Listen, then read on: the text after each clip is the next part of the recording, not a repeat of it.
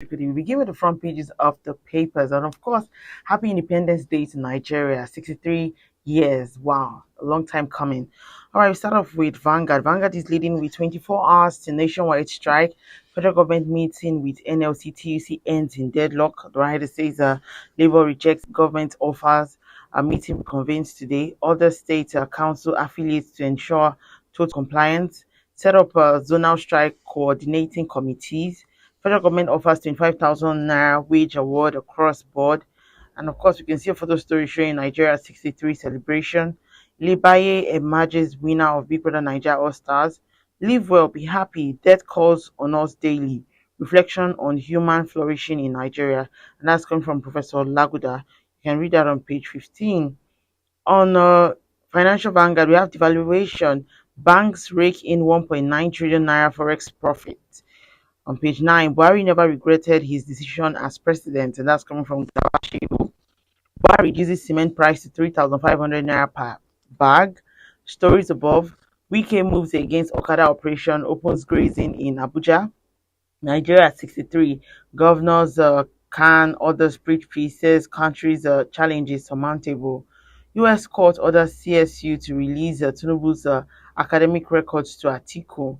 All right, let's take a look at the Guardian newspaper. The Guardian is leading with federal government dangles a 35,000 naira wage top up. Others as Labour revisits a decision. We can see on page 6 mixed reaction to Tinubu's anniversary speech for subsidy measures. And on page 4, casualization. Uh, Concerns over exploitation, high demand for cheap labor. Justice Minister distance federal government from 50 billion naira plea bargain with Emefiele.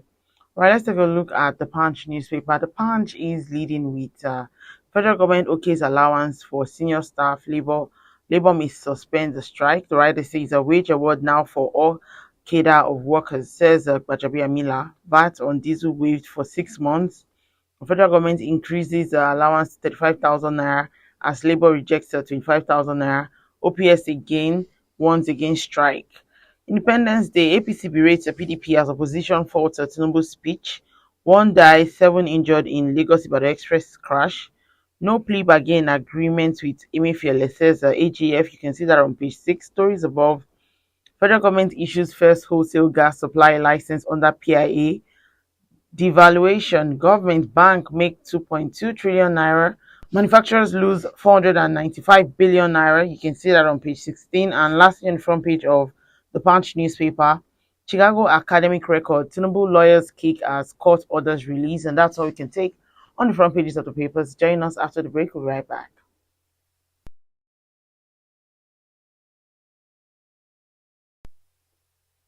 All right, welcome back. If you're just joining us today in the news on Vanguard Life, I am Precious Chikudi, and joining us to talk about some of the stories on the front pages of the papers this morning is Mr. Ali Mohammed, the CEO of Magnet Communication, also former editor of Daily Times and Concord newspaper. It's good to have you join us this morning, sir. Good morning, Precious. How are you doing? I'm very well, thank you, and happy 63rd birthday to Nigeria. I mean, it's been a long time coming. Happy Independence.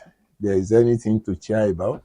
Let's delve in, and of course, we're talking independence, and we're still talking about federal government and labor proposed strike, and of course, we know they've been in talks. And yesterday, we saw that the meeting ended in deadlock, and they're supposed to reconvene at 4 p.m. today. And sources are saying that the labor rejected the 25,000 naira, which the federal government, eventually said they were going to increase it to 35,000 naira. And what's your take on this wage award itself and Labour's situationship with federal government? When I heard the broadcasts of the president in which he announced the 25,000 naira pay rise, temporary 25,000 naira pay rise, I wondered why it is temporary. Why can't the government come up with a package that will be acceptable to labor? I knew there would be this crisis of acceptance by the NLC. I told a friend that the NLC will not accept this, and it has happened. You will recall that there have been a kind of dilly-dally with government by labor Today they will meet, ask for a pay rise. Government will give a deadline and they won't meet that deadline. I don't know why that is happening. I expect that with the eradication of subsidy, which shot up the cost of living, the price of commodities, the price of petroleum products and all that, government should match that that up with a pay rise. Sit down with labor, negotiate an acceptable pay rise, and put all this back and forth behind us. I don't know why. Maybe they have a reason which they don't know how to probably tell us that is responsible for this dilly-dally. But the truth of the matter is that Nigerian workers deserve a pay rise from the angle of the very high cost of living that we are going through in Nigeria today. If you drive a car, no matter how small your car is, you are going to spend not less than between 25,000, 30,000 or more in a month, depending on how you move around and where you live and where you work. And so if you are saying that the lowest paid worker will get 30,000 naira, and for whatever reason that worker owns a car, no matter how small, how will he survive? Because the entire 30,000 naira will go on transportation, buying fuel for the house, buying, most of the time you don't have light, you have to use generator, you buy fuel for the house, you buy fuel for your car. If you are unfortunate to also have a personal office that you need to run a generator for the office to go on, you have to also buy petrol to run that office. It's quite heavy on the people. And so government should be realistic in coming up with an acceptable pay rise, not a temporary one. The workers don't need a temporary pay rise, because I am sure the government is basing its decision to give a temporary pay rise on the belief that the economy will improve over time. They are also looking at the possibility of bringing down the prices of petroleum products if the Dangote refinery takes off. But I don't see that happening in another 1 year. You can call me a pessimist, but with what I am seeing on ground and with what we are used to in Nigeria, look at the price of diesel. It has gone over 1,000 naira. Look at the dollar exchange rate now, almost 1,000. The pounds is over 1,000 naira. So if you are in a business that involves importation, that means that business is going to be practically dead if it is not well managed. And so, like I keep saying, we have to increase our sources of generation of money in dollars. As at today, the only product that we sell abroad is crude oil. And what we get from that crude oil, you export crude oil of probably $30 billion, and you spend almost 2 trillion on paying subsidy. How wise is that economic sense?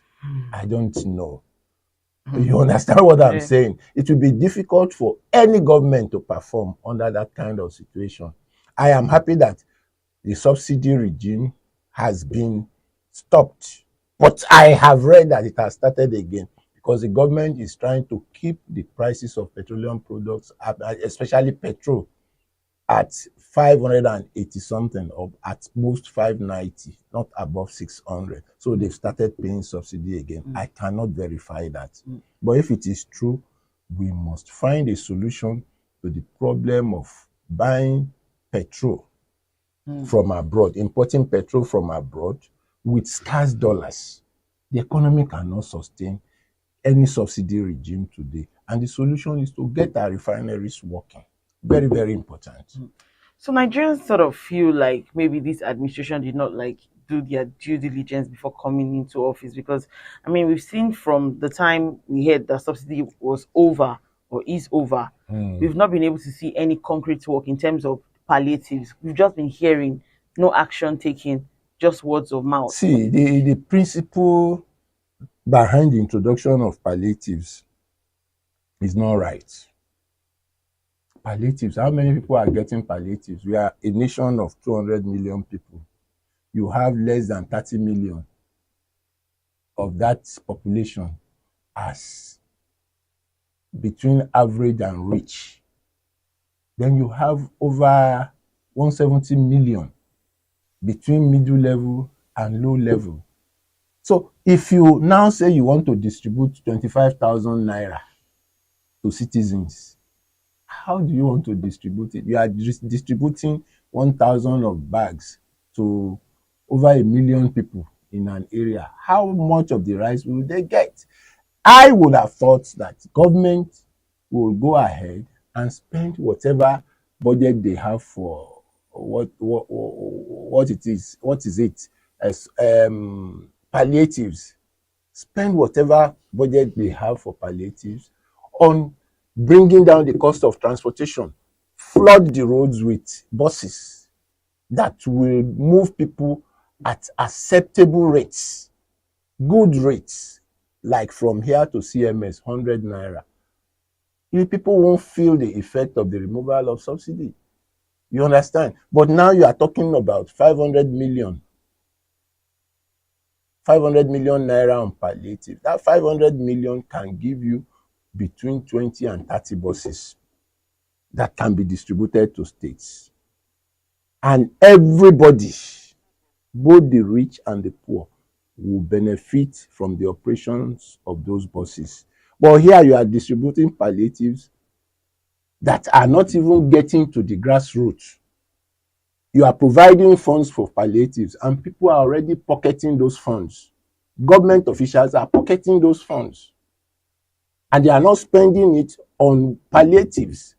So who is helping who in this situation? So the idea behind palliatives, as far as I'm concerned, is wrong. Whatever budget you have that you want to spend on alleviating the effects of the rise in petroleum prices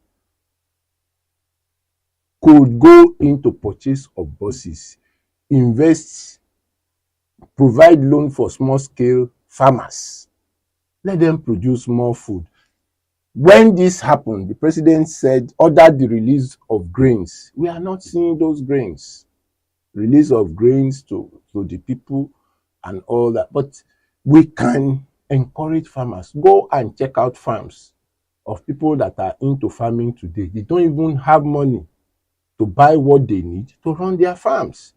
They can be given soft loans with a longer period of payment. You can even give them moratorium for like 3-4 years before they can start paying.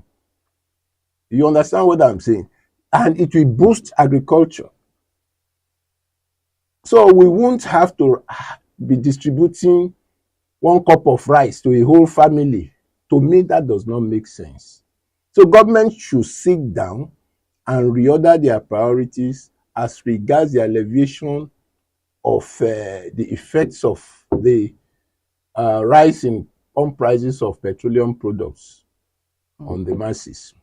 All right. Of course, Labour is fighting for the minimum wage increase, and but then how does this extend to the private sector? Because I mean, you know, Labour, yes, government workers and all that, knowing fully well that the private sector is also suffering too. I mean, NECA has come out countless times to say that it's not looking good for businesses and all of that.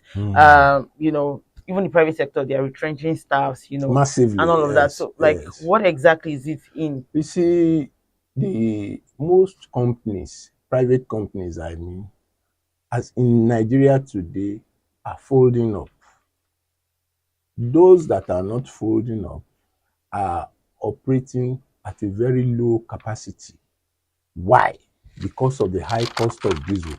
Take, for instance, hotels will have to buy diesel every night to power their generators, because you go there and there won't be light. Anytime it rains, the electric distribution companies will seize the light, and you have no choice but to use generators, diesel. The so-called inverter and solar have their own faults too. There is a limit to how you can use them, and you now resort to charging them with your generator. Look at the rainy season that we've had in the last few days. It will have its untold effects on the charging processes of solar energy devices. So the truth of the matter is that no company can do without buying diesel, and it hits deep into their profits. So what we need to do is to solve the problem of energy to start with, before you now go ahead to face the effects of the removal of subsidy on petroleum products, the effects that is having on private companies, not only private companies. People find it difficult to pay salaries. So many companies can't pay salaries these days.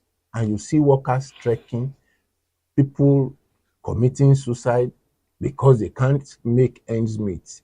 People feeling sad because they can't make ends meet. You drive on the road, you see people getting angry. If you on, they will rain curses at you, and you must let them know that you are coming by honey, so that they will give you the right of way. What you get is in return are curses. You just accept that because you are not the cause. Everybody is being tormented by the poverty that is in this country today. So the government must come out with a clear policy on how to lift the standard of living in this country, because you need the support of people. As a government, you need the support of the people to survive. Not only the support of the people, the support of a very happy and excited followers. So for as long as the government continue to behave as if I don't care about what happened to the people, a lot of crisis is ahead of us, as long as we continue to see poverty as a way of life. That is the truth. I have no other way to say it but to say very clearly that the poverty in this land is unprecedented as such today. All right, let's move ahead and talk about Nigeria at 63, and let's take a holistic look at Nigeria in the last 63 years. How far have we come? Well, I would have said we've gone far, but like a lot of people have said, the problem with the country is leadership. The first set of leadership that we had in the days of late Chief Obafemi Awolowo, Sardauna, and all the leaders that fought for our independence were the best period Nigeria ever had. That was when Nigeria was developing as a nation. Then we had regional government. That regional government provided a platform for each region to develop at its own pace. In those days, the Western region was under the late Chief Obafemi Awolowo. He was the governor of the Western region in those days, and he was able to develop the region. The Northern region was under the Sardauna, Ahmadu Bello then. The region developed at its own pace. Same for the other regions. But we now came with a unitary system, a federal system of government. That system of government then was unitary. Now we have a federal system of government which makes the nation as one, to be governed by a president, while the subordinate entities, that is the states, are governed by governors. Unfortunately, since we had the federal system of government, we've had, how would I describe it? Leadership problems. We've had leaders who came in either as military heads of state, apart from General Yakubu Gowon and General Muritala Mohammed, the others that came after them came for their own benefit and not the benefit of the nation. After those leaders, we had corruption at the highest places. People will come, military boys will come, overthrow a civilian government. Think we would think that the military government would be better, and they turned out to be worse than even the civilian government that they removed. From the Babangida regime to the present, to the last regime, we've not had quality leadership. We've had square peg in round holes. And it is unfortunate. I don't want to start talking about the level of corruption. You saw what happened during Abacha's regime. Till today, they are still returning the money stolen by Abacha. Nigerian money stolen in dollars and kept abroad. They are still returning it to Nigeria till today. So, you now go to the Obasanjo regime. When we had Obasanjo, we thought that we could talk to him because he's a civilian president. And at the end of the day, what did we have? Corruption here and there. The nation was heavily retarded in terms of growth and development. We still have that situation today. But I don't want to say too much about the present government. They came in May. We are still looking forward to something better from the government. And I pray that God will give them the wherewithal to bring us out of this crisis. So let's find out like our challenges. What are the things that you think as Nigerians we can actually celebrate in these times? Do you think there is a reason for celebration? I just talked to you about corruption, poverty. So you don't think there's anything we can pick out? The only thing we can pick out is that we are still united as a nation. But then that unity is being threatened by those who want to separate from the entity called Nigeria. You have the crisis of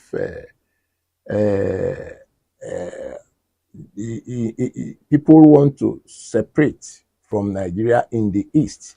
You have the Boko Haram, we have the terrorist crisis. So the nation called Nigeria is still under a serious threat. We cannot confidently say that we are a united nation. The other day we had about the number of soldiers that were killed in Mina. We also heard about the number of soldiers that were killed in the east. All those threats doesn't give us any reason to celebrate, because you just sit down every day, you hear that so many people have been killed over nothing. If you must separate, we can sit down and negotiate it. It doesn't have to come by arms fledging. You don't have to kill to separate. There is a procedure for every nation within the Nigerian entity that want to go its own way to sit down and talk about it peacefully. It doesn't have to be through armed struggle. You understand what I'm saying? But people I keep hearing about the detention of Kanu, that Kanu must be released. If he is not released, Nigeria will cease to be a nation and all that. We don't have to fight to separate. We've had a civil unrest, civil war in those days. We know the effects on the country. We know some families are yet to recover from that. So I don't subscribe to war before we can achieve any aim. We can sit down. There is nothing that is too big to be negotiated. So if government feels that, okay, these people don't want to stay with Nigeria anymore. Let them go. You can't force them. I am not happy about the killings going on in Nigeria. We bought, what's the name of these jet fighters from the US. Each time the fighter jets are deployed, so many lives are taken. So why not let us sit down as a nation? If you must negotiate with them, you do, and let them go their way. But each president doesn't want a situation where they will say, Nigeria became divided under me. It's an ego thing. But we are not living together peacefully. It is difficult to say. I'm not trying to propagate something that will not be in favor of the country. But that is the truth. If I want to live with somebody and that person says, I don't want to live with you, it makes sense to allow the person to go, because there won't be peace in that home. You want to live with a woman, the woman says, no, I can't live with you. So be it. Let her go. So if you decide to force that woman to stay in your house, you are going to be fighting every day. And that is the situation in Nigeria today. All right, let's take a look at Mr. and Mrs. before we go. And Mrs. is speaking. She says, he gave me 100,000 naira and I hugged him in appreciation. Is that what gave him the audacity to start making amorous advances at me? And Mr. replies and says, he gave you 100,000 naira and you collected it. Who do you think will pay such amount for a hug? No, that amount is too big for a hug.